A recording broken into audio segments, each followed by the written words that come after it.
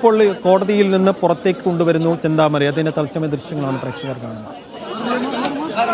വീണ്ടും ജയിലിലേക്ക് കൊണ്ടുപോവുകയാണ്.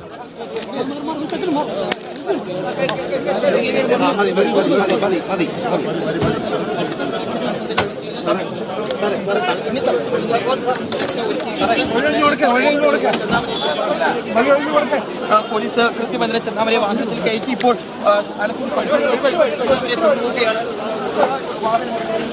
ചെന്താമരെ വീണ്ടും ജയിലിലേക്ക് മാറ്റുന്നു. കോടതിയിൽ ഹാജരാക്കിയതിനു ശേഷം റിമാൻഡ് ചെയ്തിരുന്നു. അടുത്ത ഫെബ്രുവരി 12 വരെ വീണ്ടും ജയിലിലേക്ക് കൊണ്ടുപോകുന്നു. പക്ഷേ ഇതിനിടയിൽ പോലീസിന് ഇനിയും ചോദ്യം ചെയ്യേണ്ടതുണ്ട്.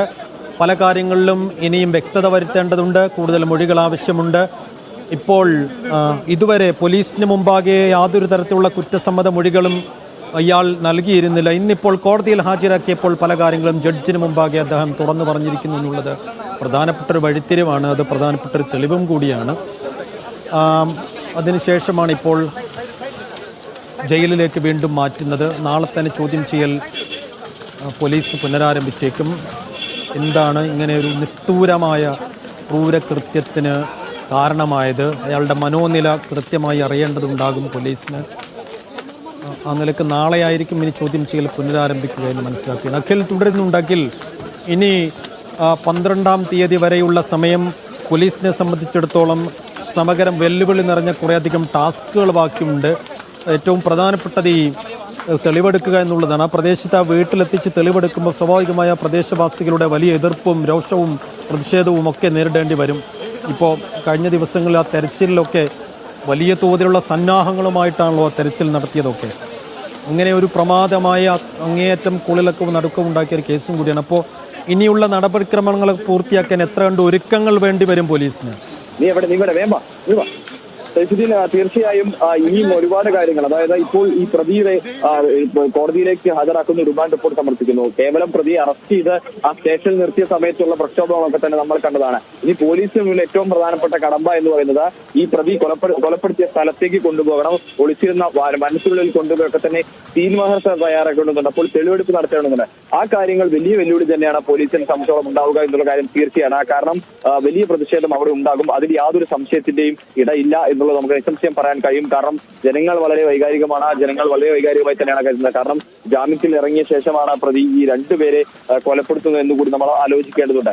അപ്പോൾ അത്തരത്തിൽ വൈകാരികമായ ഒരു കുടുംബത്തിനെ തന്നെ ഇല്ലാതാക്കിയിരിക്കുന്നു. ഇനി ആ 2 കുഞ്ഞു മക്കൾ മാത്രമാണത്. പ്രതി കോടതിക്കകത്ത് താൻ തെറ്റ് ചെയ്തിട്ടുള്ള ഒരു പിഴവ് സംഭവിച്ചാണ് എന്നൊക്കെ പറയുന്നുണ്ട്. പക്ഷേ അതിലൊന്നും വലിയ മനസ്താപുണ്ട് നമ്മൾ കരുതേണ്ടതില്ല. കാരണം ഈ കോടതിക്കുള്ളിൽ പ്രതി നിന്നിരുന്ന ഒരു നിർവികാരനായിട്ടായിരുന്നു. യാതൊരു കൂസലുമില്ലാതെ അവിടെയുള്ള പോലീസ് ഉദ്യോഗസ്ഥരോടൊക്കെ തന്നെ പ്രതി സംസാരിക്കുന്നു. വളരെ ലാഘവത്തോടുകൂടി തന്നെ പ്രതി ആ റിമാൻഡ് റിപ്പോർട്ടിൽ കോടതിക്കുള്ളിൽ വെച്ച് സ്വന്തം പേരെഴുതി ഒപ്പിട്ട് നൽകുന്നു. അതിനുശേഷമാണ് അപ്പോൾ ഈ പോലീസ് ഉദ്യോഗസ്ഥരോട് പറയുന്നുണ്ട്, താൻ പറയും, തനിക്ക് ചില കാര്യങ്ങൾ പറയാനുണ്ട് എന്ന് സിഒയോടൊക്കെ അവിടെ നിന്ന് പറയുന്നുണ്ടായിരുന്നു. അതിനുശേഷമാണ് ഈ ജഡ്ജി അകത്തേക്ക് വന്നത്. ആ ജഡ്ജി അകത്തേക്ക് വന്ന സമയത്താണ് പ്രതി ഈ കാര്യങ്ങൾ പറയുന്നത്. തനിക്കൊരു കാര്യം പറയാനുണ്ട്. അതായത് ജഡ്ജി പറയുന്നു, എന്തെങ്കിലും പരിക്ക് പറ്റിയെന്നാണ് ജഡ്ജി ചോദിക്കുന്നത്. ജഡ്ജി ഇന്ത്യയുടൻ ചോദിക്കുന്ന അത്തരത്തിൽ എന്തെങ്കിലും പരിക്ക് പറ്റിയെന്നാണ്. പക്ഷേ അപ്പോൾ ഈ പ്രതി പറഞ്ഞത് തനിക്കൊരു കാര്യം പറയാനുണ്ടെന്ന് പറഞ്ഞുകൊണ്ടാണ് തന്നെ ശിക്ഷിക്കൂ എന്നാണ് പ്രതി കോടതിക്കുള്ളിൽ ഉറക്കെ വിളിച്ചു പറഞ്ഞത്. താൻ തെറ്റ് ചെയ്തു, തനിക്ക് ഇങ്ങനെയൊക്കെ ചെയ്തു പോയി, അതുകൊണ്ട് എന്ത് വലിയ ശിക്ഷയും തനിക്ക് നൽകൂ എന്നുള്ള കാര്യമാണ് പ്രതി കോടതിക്കുള്ളിൽ പറഞ്ഞിരിക്കുന്നത്.